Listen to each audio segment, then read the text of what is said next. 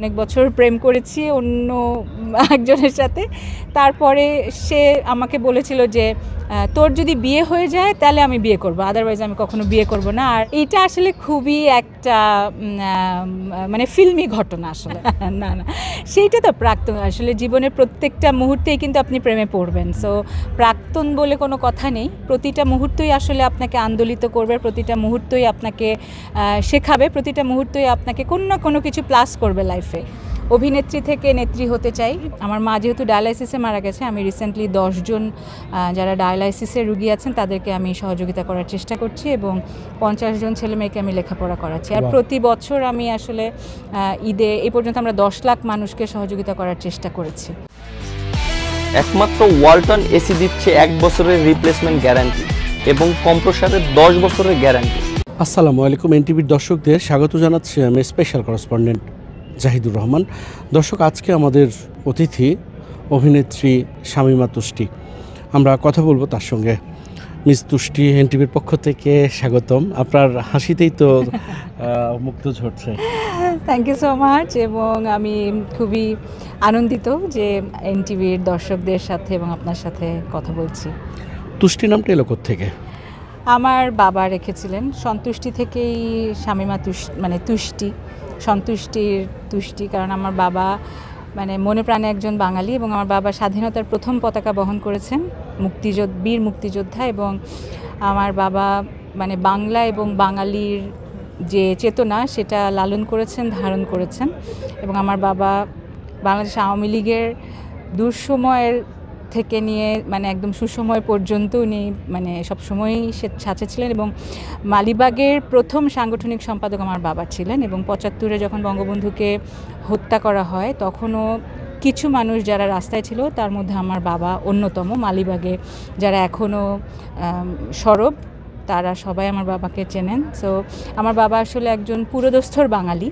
তো সেই বাংলার জায়গা থেকেই আসলে আমাদের ভাইয়ের এবং আমার নাম বাংলাতেই রাখা, সন্তুষ্টির থেকে তুষ্টি। আর আমার ছোট ভাইয়ের নাম ফাল্গুন। সো আপনার 2 ভাই বোন? 1 ভাই 1 বোন। হ্যাঁ। আপনার পরিবার সম্পর্কে শুনতে চাই। আমার পরিবার বলতে আমার বাবা মা, আমার মা 3 বছর হলো মারা গেছেন এবং আমার বাবা 1 বছর হলো মারা গেছেন। মানে আম্মু মারা যাওয়ার পরপরই আমার মানে বাবা মারা গেছেন। এখন আমি আর আমার ছোট ভাই এবং আমার হাজব্যান্ড, আমরা এই 3 জনের আসলে পরিবার। এছাড়াও আমার কাজিনরা যারা আছেন তারা সবাই ঢাকাতে থাকেন এবং বেড়ে ওঠা ঢাকাতেই, আমার ছোটোবেলা থেকেই ঢাকাতেই বেড়ে ওঠা। ছেলে মেয়ে? না, আমি এখনো আমার কোনো ছেলে মেয়ে নেই। সো পরিবার আমরা।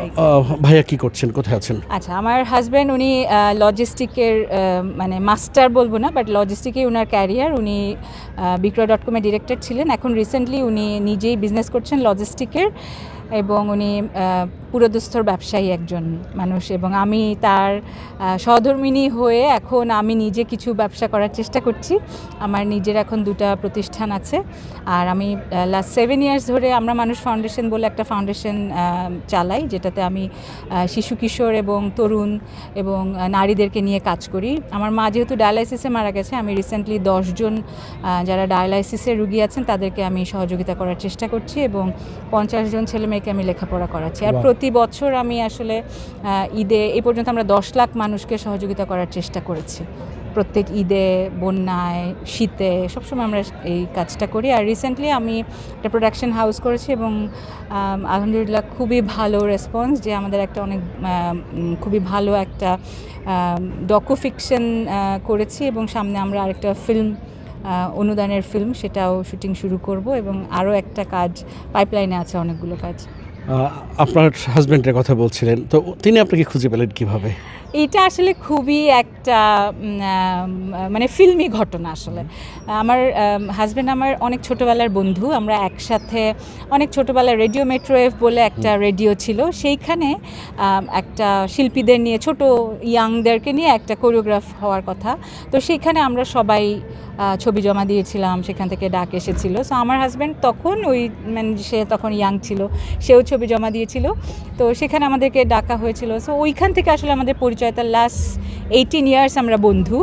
তো আমার মাঝখানে আমি অনেক বছর প্রেম করেছি অন্য একজনের সাথে। তারপরে সে আমাকে বলেছিল যে তোর যদি বিয়ে হয়ে যায় তাহলে আমি বিয়ে করব, আদারওয়াইজ আমি কখনো বিয়ে করব না, আর দেখিস যে তোর বিয়ে আমার সাথেই হবে। এটা অনেক ছোটোবেলায় আসলে বলেছিল, দুষ্টামি করে ফ্রেন্ডদের মধ্যে যে কথাগুলো হয় সেরকম, কিন্তু জানি না, এটা আসলে গড গিফটেড, আল্লাহ মনে হয় আমাদের জড়িয়ে এইভাবেই লিখে রেখেছিল। সো তার সাথে আমার বিয়ে হয়েছে 18 ইয়ার্স ফ্রেন্ডশিপের পরে। এখনও আমরা বন্ধু এবং খুবই ভালো একজন মানুষকে আমি আমার সঙ্গী হিসেবে পেয়েছি এবং সহযাত্রী হিসেবে পেয়েছি। আপনার যে এই প্রাক্তনের কথা বলছেন, মানে সে যে নেই তাতে আসলে সে আর কোনো মানে কোনো আক্ষেপ আর রাখেনি?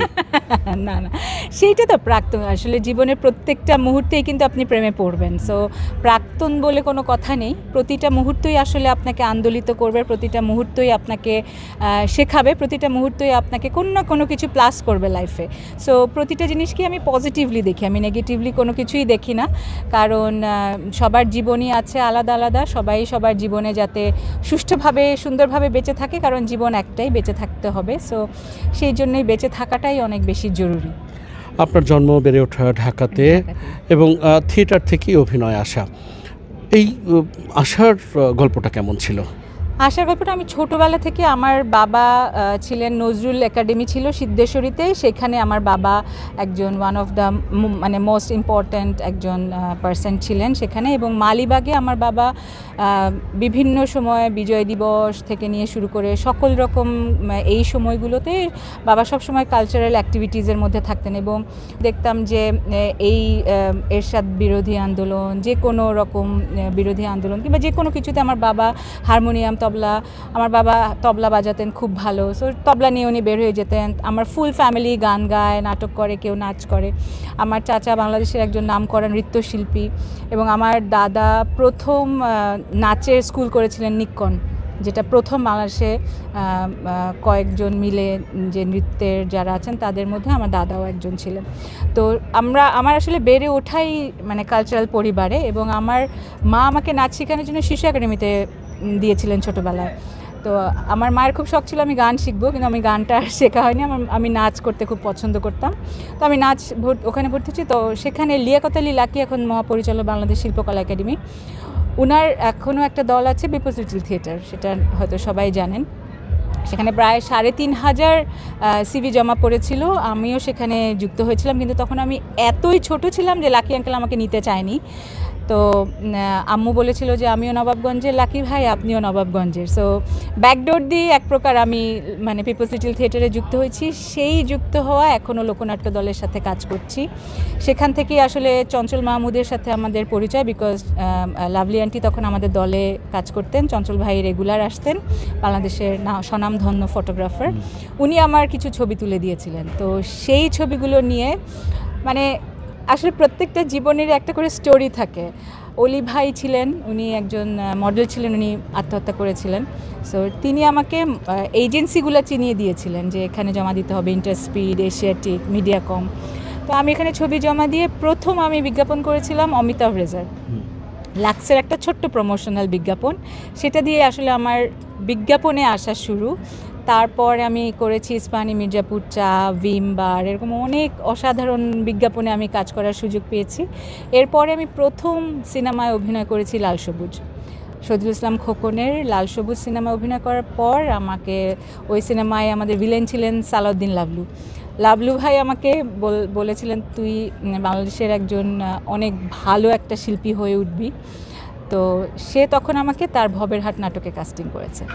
এইভাবে আসলে আমার জার্নিটা, এবং আমি খুবই লাকি যে আমি আসলে এমন গুণীজনের হাত ধরেই আসলে এই ইন্ডাস্ট্রিতে বিলং করছি, এবং এখন পর্যন্ত কাজ করে যাচ্ছি সগৌরবে, সসম্মানে এবং মাথা উঁচু করে।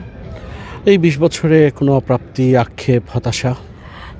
হতাশা হচ্ছে যে যখন দেখি যে সংস্কৃতির মাধ্যমটাকে সাম্প্রদায়িকতার ভেতর দিয়ে আমাদেরকে অনেক যুদ্ধ করে টিকে থাকতে হয়, তখন আমার কাছে অনেক খারাপ লাগে। বিকজ আমাদের এই শিল্প সংস্কৃতি যে ঐতিহ্য, যে শিকড়, সেই শিকড়টা কিন্তু অনেক স্ট্রং। সেই জায়গাটাকে আমরা ভুলে গিয়ে ব্যবসায়িক একটা মহলের কি বলবো, এটাকে আসলে ব্যবসায়িক একটা মাধ্যমই যদি বলি, সেই জায়গাটাকে কুক্ষিগত করে আমাদের শিল্প সংস্কৃতি সংস্কৃতিটাকে পিছনে টেনে ধরে অন্য দেশের সংস্কৃতিটাকে আমাদের সংস্কৃতির মেইন মাধ্যম হিসেবে যখন তুলে ধরা হচ্ছে, এবং তরুণ প্রজন্ম জানেই না মুক্তিযুদ্ধ কী, বাংলাদেশের সংস্কৃতি কী, বাংলাদেশ কী, এবং আমার দেশের সংস্কৃতি, ঐতিহ্য, শিল্প কোনো জিনিসই আসলে আমরা সেভাবে করে তুলে ধরতে পারছি না। এখন শুধু ভিউ, ভাইরাল, আর যত তাড়াতাড়ি আমি আসলে সেলিব্রিটি হতে পারবো এবং কত বাজেভাবে, নোংরাভাবে আমি একটা কথা বলবো সেটাই ভাইরাল হবে। সো এই জিনিসটা আমাকে অনেক কষ্ট দেয়, কারণ আমি বাংলাদেশ আওয়ামী লীগের কালচারাল উপকমিটিতে কাজ করি। সো তখন আমার কাছে মনে হয় যে শিল্প সংস্কৃতিকে আসলে আমরা কোথায় দেখতে চাচ্ছি, সেই জায়গাটা নিয়ে আসলে কাজ করা খুব জরুরি। এটাই আক্ষেপ। আর প্রাপ্তি তো অনেক জীবনে, সবথেকে কষ্ট লাগে যে যখন কোনো বড় প্রাপ্তি হয় তখন আমি আমার মা বাবাকে এটা বলতে পারি না। আর অপ্রাপ্তি তো থাকেই জীবনে, সো কোনো দিনই সেটা ফুলফিল হয় না। বাট আলহামদুলিল্লাহ আমি অনেক ভালো আছি, সুস্থ আছি করোনার পরেও, এবং শিল্প সংস্কৃতি নিয়ে কাজ করবার জন্য আল্লাহ আমাকে সেই সুযোগ হয়তো দেবেন সামনে। সো আমি কাজ করতে চাই বড় পরিসরে, এবং অবশ্যই অভিনেত্রী থেকে নেত্রী হতে চাই। পলিটিক্যালি আমি যেহেতু কাজ করছি, ইয়াং তরুণ প্রজন্মের একজন পলিটিক্যাল পার্সন হিসেবে কাজ করতে চাই, সমাজকর্মী হিসেবে কাজ করতে চাই শিল্প এবং সংস্কৃতি নিয়ে। গত নির্বাচনে তো আপনি মনোনয়নপত্র সংগ্রহ করেছিলেন কিন্তু পাননি, সেটা নিয়ে কি কোনো আক্ষেপ আছে? না, আক্ষেপ নাই ভাইয়া, বিকজ আমার তো বয়স অনেক কম। আমি এই জার্নিটাতে মানে আপনি যদি একটা ট্রেনে না উঠেন আপনি কিন্তু সেই ডেস্টিনেশনে কখনোই নামতে পারবেন না, এবং আপনার যে সেই আগ্রহটা আছে সেটা তো আপনি কখনোই মনের মধ্যে রেখে দিলে হবে না। সো আপনাকে তো ওই জার্নিটার মধ্যে দিয়েই যেতে হবে।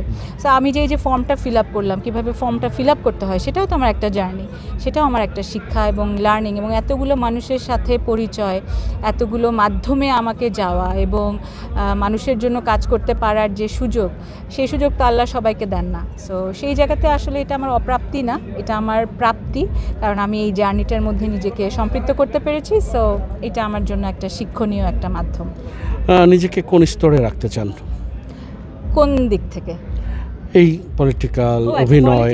আমি আসলে অভিনয়টাই করতে চাই, এবং অভিনয়ের মানুষগুলোর জন্য আমরা শুধু সংগঠন করি, সংগঠনের মধ্যে বিভিন্ন ধরনের পলিটিক্স করি, কিন্তু আসলে সংগঠনটা আমরা কেন করছি? সকল সংগঠন মিলেই যদি আমরা একটা ইন্ডাস্ট্রি হিসেবে দাঁড়াতে পারি, তখনই কিন্তু আসলে আমাদের প্রাপ্তি।